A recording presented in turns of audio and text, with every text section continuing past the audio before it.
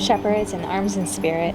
If you're new here, my name's Megan, and for a better part of 20 years, I've been raising sheep, both hair and wool, but with a focus on dairy. For today's video, I wanted to discuss the principles of what makes a suitable sheep shed. No matter what your budget, or you decide to scrap something together, or opt for a more plug-and-play setup, there are a few special considerations if you have hair versus wool, or if you want to have goats run with your flock. Starting off, one of the first essential factors that people often regret when first starting out is location. It's really important to pick a high and dry location. It helps to have a level floor so water drains away from your structure and prevent pooling inside your shed. On that note, if you live on a sloped lot or mountainside, an area prone to freezing, take care to mind the grade of the slope. The worst thing is hauling hay, water, or feed on a ski slope without proper equipment, like a sled or some ice spikes on your shoes. I really recommend if you can manage a temporary setup for your first year. Sometimes when we physically walk through the steps of managing our flock, it really brings out something that we may have overlooked or something that seems minor on paper that just really isn't fun in person. During wet seasons, mud can be a real problem, especially in high traffic areas such as gateways, doors, and watering holes. It can get really slippery or deep depending on your terrain, and picking an area with better drainage really does a long way in helping. Also, I've noticed that when I used to live in a hurricane-prone area or a floodplain, sometimes a creek will form and a dry area will suddenly flood. So working through our seasons really helps in learning the nuances of our land. So some questions to ask ourselves is your location convenient if it's permanent? Is it elevated? Is it easy to walk through and to in all weather conditions? Do you need access to power? And is there a water source nearby to just make things easier on you in the long run? Some other considerations are how easy is it to access your shed, to either move it if it's one of the mobile sheds from one spot to another, or to get our equipment in to move the structure. Also, what about manure handling or doing our chores? How easy is it to manage all of our equipment in and out of that sheep pen? The next most essential part of our sheep shed is flooring. If you have a flock of hair sheep, with goats even, there are a few more options for you than with woolly breeds. Traditionally, the best all-around mainstay for bedding in many areas, both for affordability as well as what it brings to the table, is straw. It's highly absorbent, it's usually cheap. An alternative is hay. It's not as warm and fluffy as straw, but the sheep enjoy it anyways. The main thing is to make sure it's dry and mold-free. We don't want our sheep getting sick accidentally. One of the downsides with straw, and the other flooring options as well, is just to keep an eye out for splinters. Nobody likes a splinter in their eye or udder, so it's just something to keep in mind as a rare occurrence. Earthen flooring is also a wonderful option, especially in drier areas. I found it works really well. It's very safe for woolies and hair breeds. Over the years, with each scraping and barn cleaning, the floor does lose its height, so it helps to build it back up. I like to use sand as a replacement since it's great for the garden, it promotes drainage.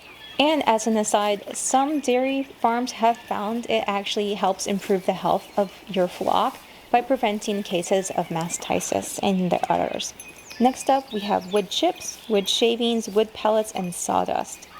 In some areas, this might be the most cost-effective flooring for you, but if you have woolies, it will ruin your product. This is fine for hair sheep and most goats. I'm not very familiar with Angoras in terms of bedding, but for hair sheep, it falls right off their coat. Due to the nature of woolies, it will trash their coat and literally ruin your product. So I do not recommend this if you have a wool breed and want to use their wool. Some of the things to consider too as a byproduct is with all this manure handling, just what do you think would work? In mobile sheep shed systems, we mostly bypass the flooring issue. The grass is your floor, and then as soon as it gets compacted or worn down or icky, which they always do, we just pick up our shelter and move to a new spot. It's quite convenient, and that's basically does the cleaning for us. Whereas with a permanent structure, flooring plays a bigger role long term. Working our way up our structure, we have our walls. In my structures, I'm using wood. Some are from reclaimed pallets and others from scrap wood. But when it comes to siding, some sheep, and if you have a mixed flock, goats, are harder on structures than others. Lambs and kids love to run and jump off the wall like a parkour pro. Some rams may headbutt a building just for kicks, whereas ewes or does may use the sides as an impromptu scratching post or even nibble on it. If you're using a cattle panel as a sort of hoop house for siding and a roof, it really helps to anchor the panels into your whatever base you decide, whether they're wood or metal poles that you can pop in and out pretty easily. For most areas, a 3-side structure is perfect. It shelters them from strong winds, and if your area has a prevailing wind, it really helps to anchor the opening away so that your flock is not only sheltered from the winds, but during the winter, don't get trapped in by snowdrifts. I've seen some ready-made structures for dogs used. These can work, but keep in mind your snow load, and if you have any high winds. Tarp roofs are good in a pinch, especially in temperate areas, but goats do like to jump on tarps, and their little mouths like to nibble on them, as well as on the ties. So make sure you keep everything baby-proofed. So baby-proofing everything goes a long way to keeping your stock safe. Metal siding is also a really nice option and durable. It helps to roll the edges as it's pretty sharp, or secure them to some sort of wood so that when your flock goofs off, they don't hurt themselves on the edges. If you're opting for a more fully enclosed structure, the main essential to keep in mind is airflow. As urine builds up, the sheep can really develop respiratory issues, so having a vent at the roof can really help promote airflow, and cleaning your shed regularly also keeps that ammonia low. Just remember to periodically check by squatting down at the sheep level and taking a deep whiff. If you smell some ammonia, it's definitely time to clean. With rotational structures, we just pick up the building and move it over some, effectively cleaning the floor. It's pretty fun and works really well. It can be hard, not only on your back if you're moving it manually, but also it can be hard in the build as well. Sometimes we bypass this by adding tires so it can just be rolled around, and that certainly helps if you're on an even terrain. Let's move on to the next essential part of your shed, our roof. In areas with snow buildup, we want it to not only be able to bear the load of the snow, but also the roof needs to slope away from the entrance so that the snowfall won't block the sheep or us from entering or exiting the building. In milder areas, snow build isn't so much of a problem, and a tarp may even do, but eventually tarps do break down and tends to work more as a temporary roof, especially when tiny hooves like to jump up on it.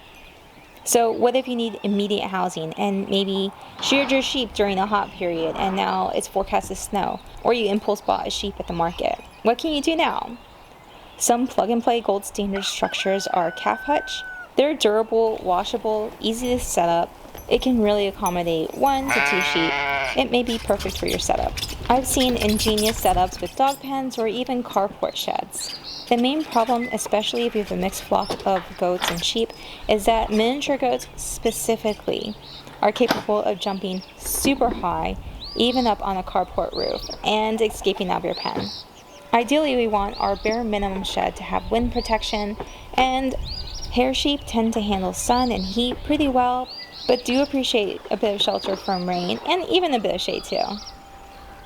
Whereas woolies don't really notice rain too much, but really appreciate protection from the hot summer sun.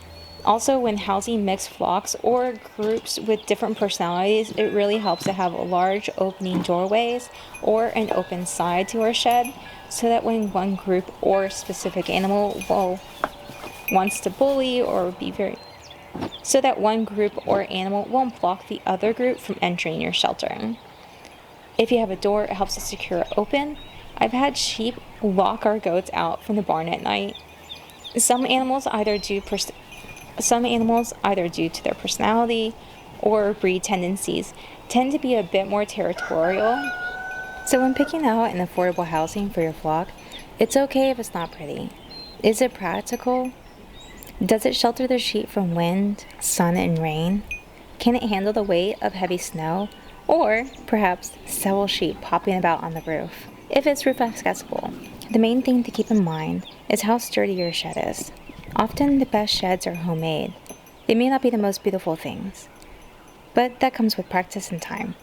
And a lot of shepherds just use shelters casually and during lambing season especially. Let me know what you're planning.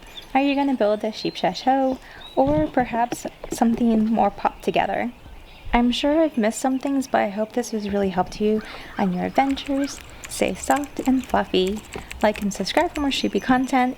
Until next time, ta-tas!